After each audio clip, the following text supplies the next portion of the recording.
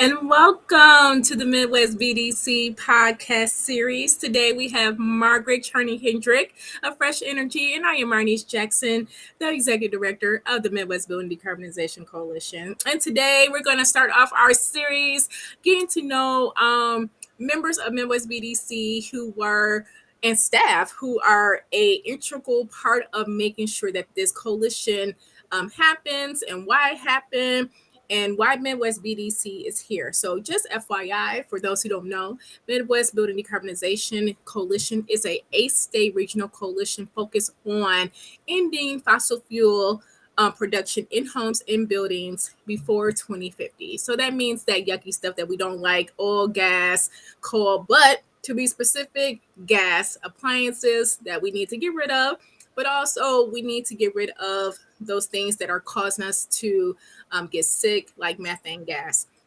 So for us, the Midwest BDC started back in 2019, pre-pandemic, as a idea of Fresh Energy, the Energy Foundation, and they got this great idea just to start this coalition focused on building decarbonization. So for those who don't know, we spend a lot of time indoors, right? And in the Midwest, it's majority cold in the winter times. You never know. Climate change is real. Yesterday it was 70 degrees here in Michigan. Today it's a little bit cold, kind of like springtime. However, for those who don't know, this is causing a lot of climate issues, and the Midwest is plagued with having these issues across the Midwest, and we're actually number 4 of the emissions of that stuff that's going into the air between 3 other countries. So that's alarming, just the Midwest in Michigan. So Michigan, Illinois, Minnesota, Missouri, Iowa, Illinois, Ohio, Wisconsin. So that's the Midwest that we're talking about. We're not talking about those plain states that you all try to put us and group us up with, but the Midwest, where we're at with the Midwest Building Decarbonization Coalition. So today we have a wonderful guest.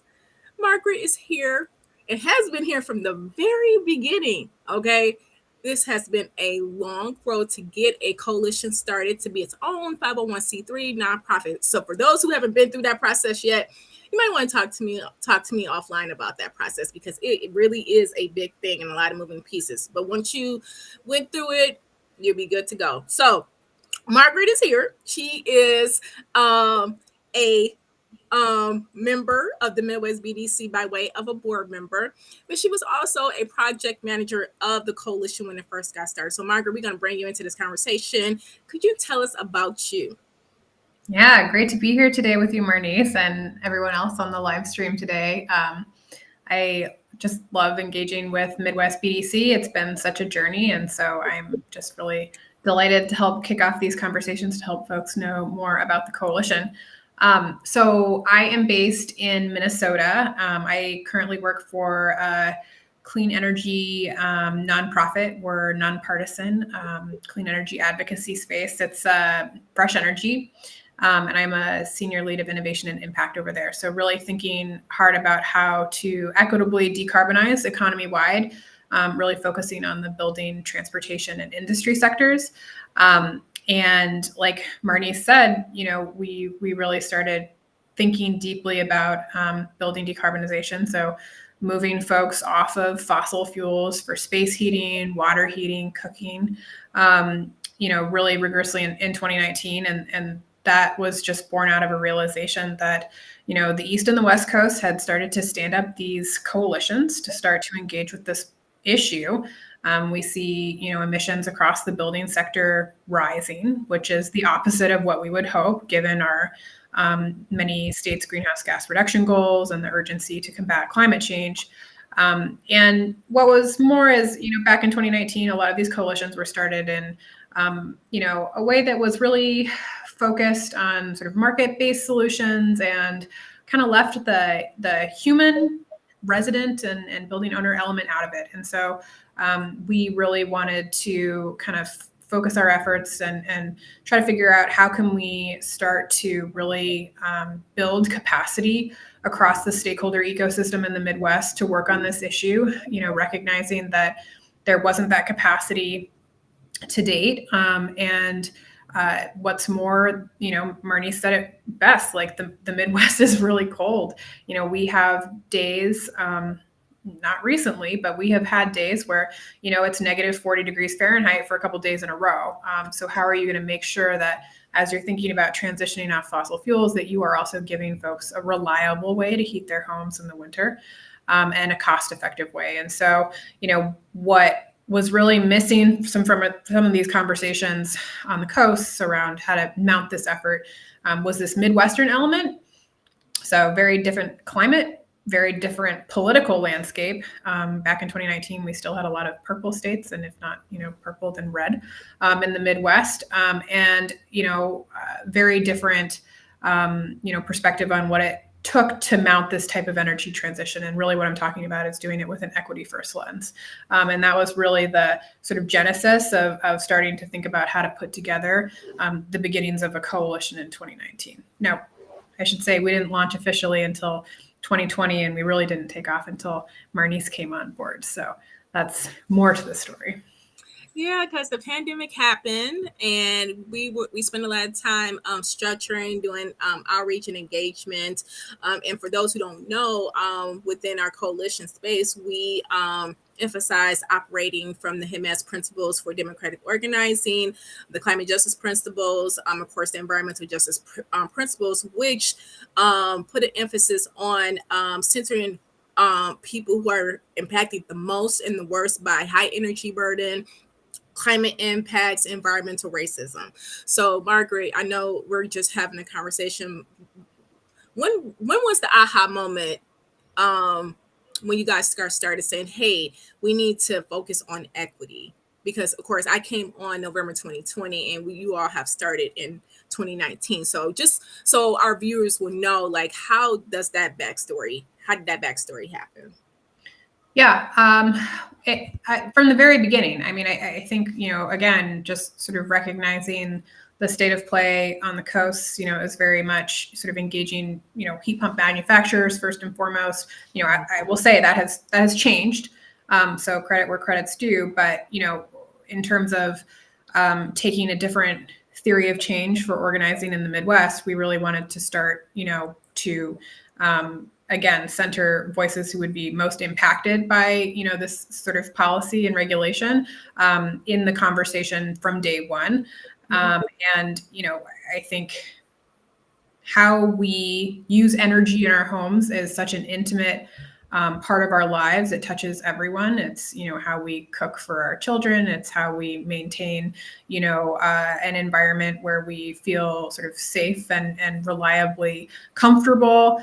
And it's, a huge part of our expenses on a monthly basis. So we, coming from a clean energy organization, recognize from other energy transitions, and I'm thinking about the power sector, so how we're moving off of coal to scale up renewables like wind and solar that are carbon free. There were some missteps there, and not making sure that everyone was at the table to kind of chart that transition collaboratively. And so that was an opportunity, I think, to start a different type of conversation and move towards a different type of transition that could be more inclusive. And so, it really was from day one. But, I think, Marnese, why you were just so instrumental to the job is you come with that just extraordinarily solid organizing background, being able to speak to and help to harness volunteer power and, really bringing that, equity first lens. You came on board and you said, it's great what you've done so far, but we need to do a little bit of a halt here to make sure that we're all on the same page about what, an equity first lens actually means for putting into place our strategies. And so, again, I really credit, you coming on board to be able to see this vision through. And I do think, a majority of the folks who are with the coalition today across our 8 states, it's because you have sort of individually invited them to, come and join the table. Yeah, and I think that's where the building relationships, the HIMAS principles, is really helpful, especially when we're doing the work of movement building, social justice, across the board. Because if you don't build those just relationships, people are not going to really believe you, and that's where you get those savior complexes, or co-optation of things that you've been doing, coming into these different communities, and you're not really trusted. So that's why I said in the beginning, like, hey, we can't do it this way, otherwise we're going to get pushback, for people who may not trust someone, Margaret, I speak frank, you know me, and most people who know me no, Marnese is just going to just tell it what it is. But as a white woman, and a white male going to communities that have been impacted, it's just not really trusted. And of course, no, I didn't feel tokenized when I came into the position, because I think this was a calling. When I saw the position, not once, not twice, but 4 times. Okay, people sent me this job description. I'm like, and I love building decarbonization, but I know if I was ready for something like this on a regional scale. So, of course, thanks for entrusting me to do that and help lead that work. But Margaret, as a white woman, was it scary when I started to introduce trainings like white supremacy culture, undoing environmental racism to the members? When I first came on, like, did that alarm you, or did you think it was going to alarm any other members? It didn't alarm me, because I think we wrote the job description to be able to bring someone on of your caliber, expertise, and vision, recognizing that the coalition wasn't going to go anywhere unless it was representative, but then also having really difficult conversations. And I do think we welcomed folks to get comfortable with their discomfort, right? And I think we did have some attrition. We had some folks who said, I'm not ready to have this conversation. This isn't how I think the work should proceed. I think there's always been this tension between, whether folks think we can sort of slow down and do this right with the equity first lens versus sort of meet this, urgency of the climate crisis. So that like move fast, slow down tension has always been there. But I think, everyone has kind of come together and said, you need to have both, right? Like we can't, say that to do the work equitably means that we can't also move at the pace that the climate emergency requires. But at the same time, just to move fast without having those pieces knit into the fabric of how you do the work in your theory of change is also just, it's candidly unacceptable. And it's also not a way to make durable change. You need to make sure that you don't kind of slide past with policies that are then going to be undone in future political cycles. So yes, I mean, I think we all got uncomfortable, and you did just a brilliant job of leading those discussions and kind of taking us back to, first principles of organizing. But I think it was also really, really important. And I think that's borne out in that we've created this model of how to build a coalition. Take building decarbonization out of it. I think this is a coalition model that we've had other groups look to Midwest BDC time and time again and said, wow, how did you do this? How did you bring this many people together? You have so many different working groups. You're just getting so many different pieces of advocacy covered. How did you do it? And I think that's really, again, because, you've helped us to lead this like very much equity first sort of theory of change for how you mount big, like large energy transitions. And that's, again, I can't tell you how many times it too. Like people have been like, you cracked the code. How did you do it? So I think that's, it's a testament to like why it's so important to get uncomfortable and really recognize that, this type of work is absolutely intertwined with like white supremacy culture. And if you don't acknowledge that and try to, make sure that you're helping to undo that harm while you're doing the work, you might as well just pack up and go home. Yeah, and I appreciate that, Margaret.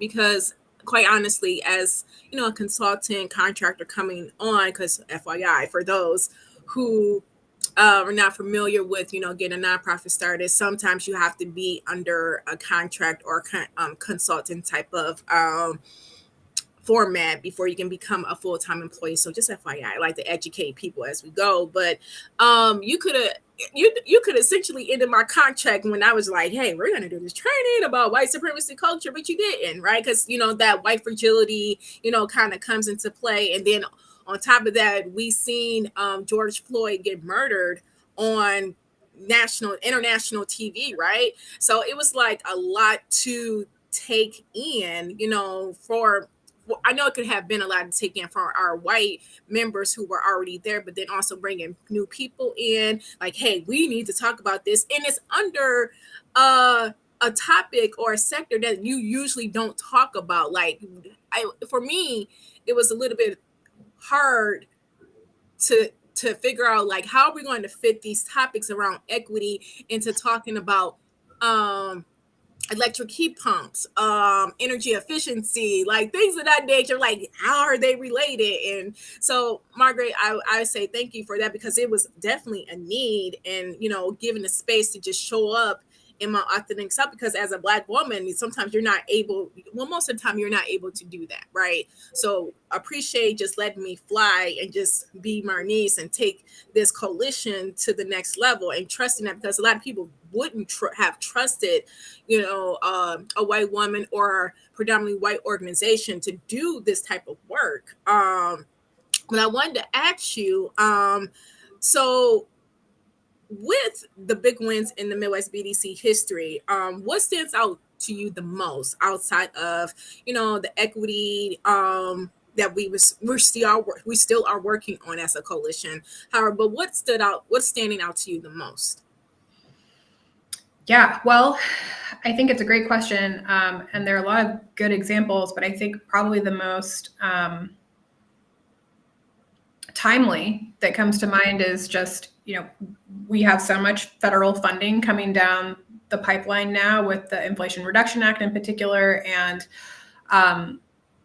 state by state, you see a lot of agencies standing up programs to help disperse that funding, and they need help to understand how to design those programs to reach the most folks, and low and moderate income folks in particular, right? And I think the coalition, through our working group engagement, has just done an extraordinary job of helping to engage those state agencies to have that conversation around, have you thought about what it means to build an equitable program? And it's absolutely crucial that you do the program design with our perspective in mind, because we are the folks that you're trying to reach. So let us tell you what we need, which is far more important than just helping people to access the funding once it becomes available. And we're doing that too. But I think, on the implementation side, just being able to help with the program design, help to make sure people are aware of the opportunity to apply for the money, helping people to actually apply for the money, and then helping people to, spend that money in a way that's going to, benefit their families, their households, to the maximum extent possible. And I know a lot of folks are working on this, but I always hear, Midwest BDC is engaged all over the place to, help solve this problem. So I think that's a really big one. I appreciate that, Margaret. And just FYI, for those who don't know what white supremacy culture is, of course you can Google it. But I like to make it clear that all people, including white people, people of color, are complicit in white supremacy culture, because it's something that we all have been indoctrinated in. And there's different characteristics. We do offer a training about that. And this is, of course, to bring education and awareness of how what it looks like and how we can better work together to undo this culture, because unfortunately that has plagued our society, and we need to at least, we can't all dismantle white supremacy culture. We can at the same time if we all were intentional with it, but we can work in with our own individual selves, because understanding the oppressions, the institutions of oppression, internal, interpersonal, organizational, and systematic, that we have to start with self. So it's, of course, just to bring awareness about how it may show up in our work so we can better do our job. But I just wanted to ask you, since we have transitioned over to our own 501c3, you are now a board member. Like Margaret, been playing a lot of different roles, right? And when people are doing when people are doing the work of nonprofit, you wear a lot of different hats. And Margaret did do that in regards to project management, because it came out of Fresh Energy, managing but not managing me, Jacob, and Maggie at the time, but because we were very entrepreneurial in our positions when we were all contractors and consultants. However, moving over and separating, you're back at Fresh Energy full time, but then now you're a board member of Midwest BDC. What do you think? How's your role different now? And what do you hope to see Midwest BDC doing in the future? Like, what is your big dream? Since this is like your baby. It's not my baby anymore. Now it's your baby, and I'm gonna put that back on you. But I can give a little bit of historical context, just how sort of the process for how Midwest BDC came to be a 501c3, because I do think that's interesting. And like you're saying, Marnese, for folks who are also kind of thinking about how to do this in a way that you can make sure that you're starting your new nonprofit sort of like on the best foot forward in terms of financial viability, et cetera. But the way we started this is Midwest BDC was a project of Fresh Energy, and like Marnese said, I was contributing as a staff member of Fresh Energy, but otherwise we had Marnese and Jacob and Maggie, who you'll all meet as the original core staff of Midwest BDC on as full-time contractors. And so, I think why this worked is because we also were, sort of allowed like full autonomy to do the work. And there was, we worked as a team, but there wasn't a lot of like oversight from Fresh Energy proper. And so we were functioning, just in terms of our ability to kind of figure out the strategy of standing up the work fairly autonomously, which I think that creative freedom really allowed us to kind of, I think, put together a very strong foundation for the coalition. And Marnese, I think that was really, you said project manager for me, but I mostly was helping on the administrative side, and you were really pushing together the coalition building pieces and strategy pieces. But, once we were able to foster and grow, trusted relationships with funders, we were able to sort of spin out and do all of that. Marnese mentioned it's a long and delicate process spinning out of a new nonprofit. But once we were assured of some financial security, we spun out the project into a separate 501c3. And now, Marnese, you are a newly appointed executive director. So I might push that question back to you on where do you think the coalition is going, and what is your grand vision? Oh my gosh, thanks for asking that question, because I'm actually been on an ongoing visioning strategy session with myself, and of course the staff. We will be having a staff retreat, and we've been kind of getting some ideas. But for me, I would love to see us retransform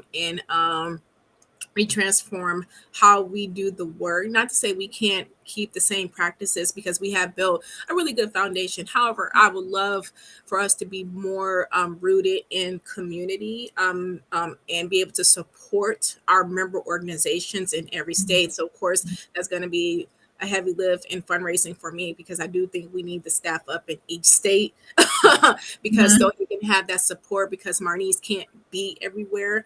And so I do think we need to have more support in staff, but also around climate action planning, because I feel that climate action plans on a local level are definitely lacking, building decarbonization. And we know local people, of course, experience the burden of energy burden. So, but then also that goes back to the HIMAS principle for democratic organizing, building the movement from the ground up. For me, I definitely see, of course, Midwest BDC name is out there, like using a coalition to the advantage, right? Like for me, coalition, you are coming together for a bigger cause to solve a bigger issue that you couldn't do by yourself or individual org. So for my vision is that, like, hey, we actually are successfully using the coalition model, where we are supporting each other as organizations, regardless if we are in different states, right? Regardless if we're in different regions. Like, hey, our model, we support individuals, they get the resources that they need so they can go out into their community. And like for me, my vision is that my next door neighbors are actively talking, or involved in the advocacy process of courts, testifying, at commission meetings. I'm talking about climate action plans at the county and city level to their mayors and county execs, right? So for me, that would be like my vision, where members are just really rooted in the community. Because we know, well, I was at a conference, someone said that building decarbonization isn't sexy, but those energy bills ain't sexy either, okay? Those if you're going to the hospital because your kid, or if you're going to have an asthma attack because of your gas stove, that's not sexy. So we need to make building decarbonization sexy in a positive way. And I use that term sexy in the more, hey, this is fun, this is exciting, not, in a negative connotation. So you have to be clear, because people mess up your words. So that's my vision, especially for this year, just honing in on everything that we got. That's awesome. But just making sure that we're here for our members organizationally and individually to get them what they need so they can go out there and do the work. If it's by way of our regranting program, because we do that, out to members and individual orgs. If my job is to go out there and get the money alongside our development staff person. But hey, this is a need, and it works, right? It works. People are engaged when they have access to resources to help them do the work. So I think that's such a good point, and I love that vision, and I do appreciate the opportunity. We should talk about that regranting program, and it's just such a huge accomplishment. The commitment is 40% of our budgets pass through to support folks in this work, and I think often there's sort of consternation around like, well, why aren't more people doing the work? And it's like, well, because people are very busy and time is money, and especially for, again, folks who are struggling with energy burden, it's just totally unreasonable to expect that they're going to donate time to be able to engage in this sort of advocacy. So I think the sort of beauty of the coalition also, and a real testament to your ability to communicate with folks, Marnese, has just been drawing those direct connections to people's lives. Like, why does building decarbonization matter to you? And again, like, how much are you spending on healthcare a year? And, you could lower that if you weren't, having your children exposed to, nitrous oxide in your kitchen because you don't have a vent, and, you are just unaware at this point of like what the impact is. So it's those direct connections. And, again, being able to give those empowerment grants, give those participation stipends to make sure folks are compensated for their time and engaging with the coalition has made such an extraordinary difference. And I think it's a really important, model for organizing as well. Thank you for lifting that up, Margaret. But we are going to go ahead and start to hop off. But I want to, organizers, activists, we are people, okay? Yes, we're trying to save the world. Yes, we like hugging the trees. Yes, we like being in nature. All the stuff that environmentalists, we like all that stuff. But we are also regular people. So Margaret, tell us, what do you do outside of work? Like, what's something exciting that you want people to know about you, Margaret? I like the haircut, by the way. But before you tell us, I want to get a shout out to Linda, Latanya for tuning in today's podcast. But yes, Margaret, tell us. I love hiking and I love gardening, but I also have a 2.5-year-old daughter that really is keeping me very busy and on my toes lately. And so, spending time with her and my wife, and being able to explore the natural places in Minnesota really are my hobbies at the moment. But how about you, Marnese?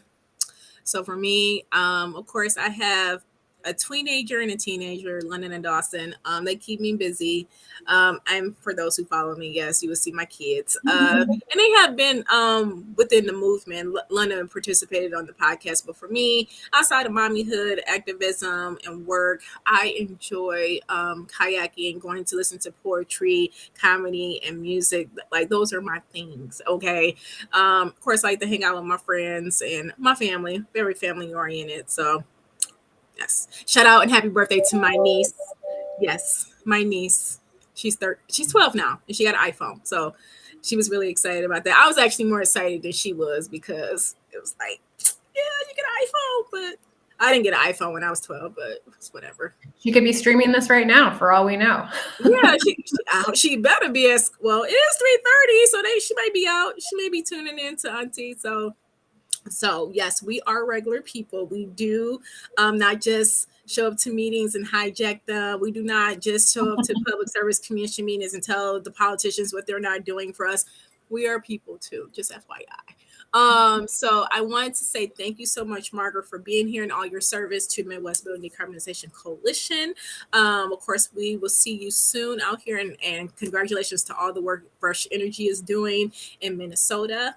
And of course, I would love for you to tune into our next series of meeting, having conversations with Marnese. Next week, you will hear from our staff because, staff, they're important, right? And we need to highlight staff. And just FYI, if you don't highlight staff, they'll leave you.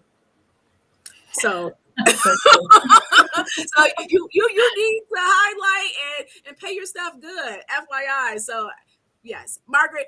Okay, I get paid well. So, Margaret, I know you're a board member, but I get paid decent. Okay, so that was nothing to get you off. But I'm just saying, pay your people, highlight them, so you can retain good people on the job. So I'm in a. It's hard work. It's really hard work, and it's hard to keep doing it every single day too. It's a fight every day, and so I think you're doing the right thing, Marnese. Yes. Yes, thank you, Margaret. So you keep at it. So we will see you all next week with conversations with Marnese. And happy Thursday. Thank you, Marnese. Thank you, Midwest BDC.